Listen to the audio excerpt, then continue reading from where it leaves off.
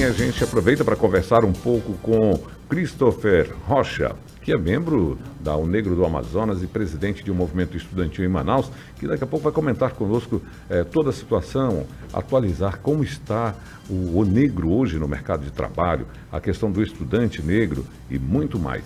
Você também, se você quiser participar conosco, fique muito à vontade. Afinal de contas, Noite Adentro foi feito especialmente para você. Daqui a pouco a gente traz um diálogo muito bacana com Christopher Rocha. 13 de maio também é comemorado Dia de Nossa Senhora de Fátima. Por isso, na Praça 14 de Janeiro, reduto conhecidíssimo em Manaus como um reduto negro, também é comemorado a padroeira Nossa Senhora de Fátima na Praça 14 de Janeiro. Um 13 de maio diferente, especial, para aqueles que lembram da abolição da escravatura. Essa abolição que trouxe talvez até uma perspectiva diferente para essa parcela importante e contributiva da sociedade. Já ao telefone, Christopher Rocha. Boa noite, Christopher. Boa noite, me ouve bem? Sim, eu ouço bem. Você me ouve bem? Escuto bem também. Maravilha. Em 10 de julho de 1884, quase 4 anos antes da princesa Isabel sancionar a Lei Áurea, a província do Amazonas já declarava a abolição da escravatura, através do governador Teodoreto Souto. Eu já começo essa conversa nossa aqui perguntando a você, vem com esse fato histórico, apesar do Amazonas ser um dos primeiros a abolir a escravidão do Brasil nos dias de hoje. A gente vê essa abolição total realmente como se pensa, no sentido de que os preconceitos, oportunidades, até mesmo o racismo, são diferenciados para essa população? Então, o processo de abolição aqui no Estado, inclusive, foi fruto de um grande movimento de republicanos que nós tínhamos aqui no nosso estado, na nossa região, e que pautava essa questão da abolição, né? Eu acho que quando a gente debate diáspora, que é justamente o pós-abolição na nossa região, a gente não pode esquecer alguns dados, né? Primeiro, eu acho que é importante pontuar que tá dando retorno, eu vou tirar aqui do fone, se eu terminar de falar eu coloco novamente. Mas acho que é importante a gente pontuar que tem muita gente que diz que não existe presença negra na Amazônia de forma expressiva, no nosso estado sobretudo. Eles associam que numericamente a maior parte da população é indígena, né, ou tentam passar por um processo de embranquecimento. Só que dados como o IBGE, que são instituições oficiais, demonstram que nós temos uma forte presença negra aqui.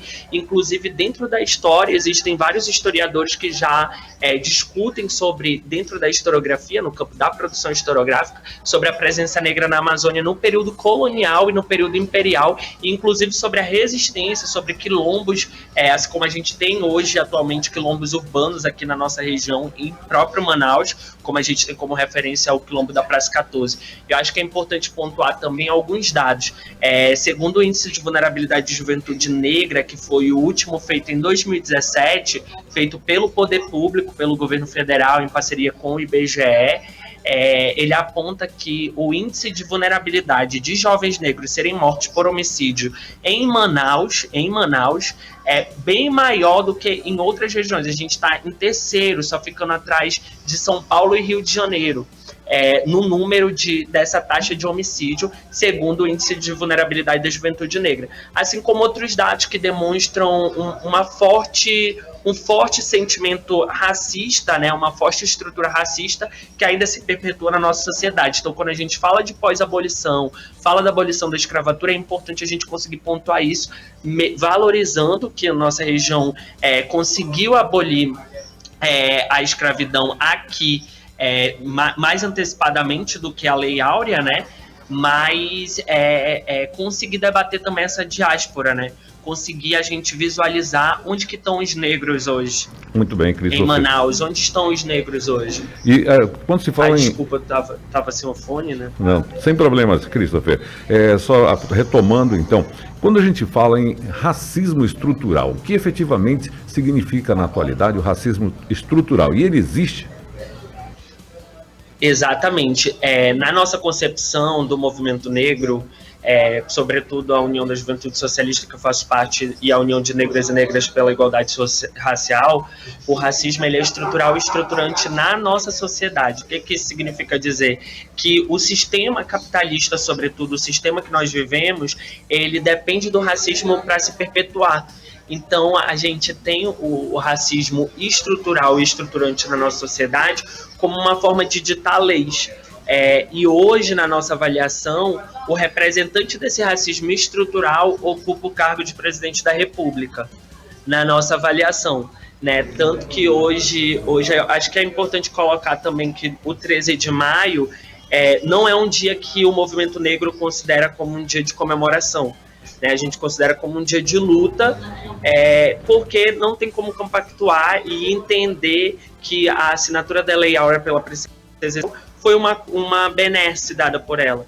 Então, o movimento negro reivindica o 20 de novembro como o dia da abolição da escravidão. Como dia da abolição da escravidão, não, desculpa. Como dia da consciência negra e como um dia que a gente comemora, o movimento negro comemora as nossas conquistas de direito. Perfeito. Há que se entender que são dois momentos em que as datas são lembradas. Uma que é a data comemorativa e outra que é uma data reflexiva, que afinal de contas é uma data feita ou criada para que se possa refletir sobre as conquistas, as vitórias ou até mesmo sobre aquilo que ainda precisa acontecer em termos dessas datas, não é isso, Christopher? Porque, por exemplo, lembrar que uma mulher de 86 anos foi resgatada depois de ter trabalhado para uma mesma família por 72 anos é algo a refletir, a se pensar. Essa senhora trabalhou na mesma família desde os 12 anos de idade por 3 gerações. Está sob os cuidados hoje, essa mulher, da Prefeitura do Rio de Janeiro, desde meados do mês de março, quando foi retirada da casa onde era escravizada. Ou seja, está na nossa cara que ainda existe o trabalho escravo. Exatamente. Acho que também outro dado que é importante sobre o trabalho análogo, né, sobre esses trabalhos, a situação de trabalho escravo no Brasil contemporâneo. Por exemplo, só no ano de 2020, segundo dados do IBGE, nós tivemos mais de 900 pessoas sendo retiradas de trabalho análogo. E isso é um dado que é muito alarmante.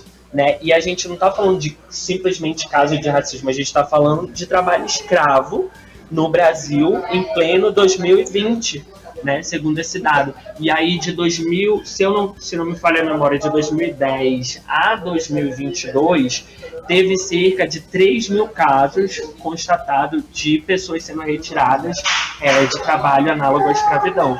E eu acho que isso é importante a gente conseguir pontuar, isso é importante a gente conseguir denunciar, né, que em pleno Brasil que nós vivemos, a gente tem uma abolição que ainda não se encerrou.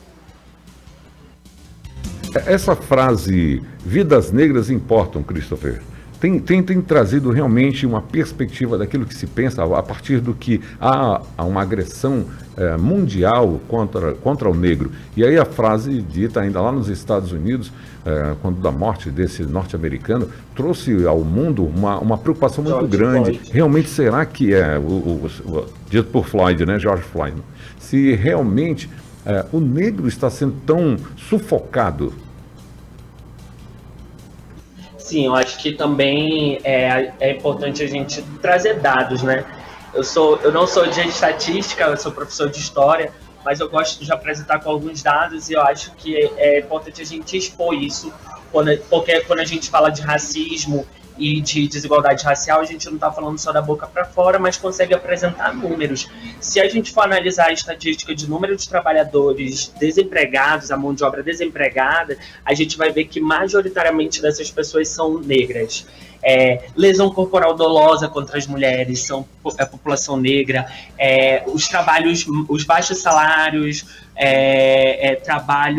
as próprias pessoas resgatadas de trabalho escravos, subemprego, são majoritariamente ocupadas por pessoas negras. Né? Então a gente vê que essa estrutura social do nosso país, que se perpetua nessa desigualdade, ela tem cor, né? Então, quando a gente fala da vida da população negra, a gente está falando não só de pare de nos matar, porque como eu falei, né, quando a gente vai analisar todas as taxas de homicídio, majoritariamente são de pessoas negras, e não é só pare de nos matar, mas pare de nos matar e garanto que a gente consiga acesso à universidade, que a gente tenha acesso à educação, que a gente consiga ter emprego de qualidade, que a gente consiga viver com dignidade. Então, acho que isso é importante a gente conseguir pontuar. Muito bem. E o negro já ocupa a sua posição. Na realidade, quando se fala em sociedade, não dá para pensar numa sociedade inclusiva, e sim numa sociedade feita pela diversidade. E essa diversidade que é bonita na cor, que é bonita nas suas limitações, que varia de pessoa para pessoa. Qual a mensagem que você, enquanto, inclusive, líder de movimento estudantil, além da UNegro, que é um movimento negro, deixaria nesse 13 de maio, Christopher? Eu acho que é primeiro a nossa organização. O principal medo dos poderosos e das pessoas que perpetuam essa velha ordem é a organização social, a organização popular, a organização da juventude, a organização dos LGBTs, a organização das mulheres, dos negros. E a partir do momento que a gente se aquilomba, que é um termo que a gente utiliza no movimento, que é justamente se juntar, se unir em torno de uma pauta, de uma reivindicação, a gente passa a ser mais forte. E é isso que eles temem, é isso que eles têm medo, do nosso aquilombamento. E eu acho que a gente precisa fazer isso. Esse é um ano de eleição, acho que não dá para deixar de pontuar que a gente precisa eleger representantes negros. Hoje a gente tem um parlamento completamente branco, de homens conservadores que não representam os interesses do povo, que não representam os interesses da população negra, e que a gente precisa eleger parlamentares negros que representem nossas reivindicações e nossos interesses. Então, acho que é importante que a gente consiga ocupar também esses espaços institucionais e fazer políticas públicas para o nosso povo. Eu acho que é essa mensagem que a gente tem nesse 13 de maio. Vamos nos aquilombar, não deixem que a branquitude fale por nós e vamos seguir na luta. Christopher Rocha, satisfação imensa conversar com você nessa noite de sexta-feira. Christopher, que é da UNegro, o Movimento Negro do Amazonas, e também presidente de movimentos estudantis. Um grande abraço, sinta-se muito abraçado nesse dia especial, Christopher. Excelente sexta-feira e bom fim de semana. Tchau, tchau, gente. Valeu, obrigado. Então é isso, a gente conversou aí com o Christopher Rocha e foi um bate-papo maravilhoso, hein?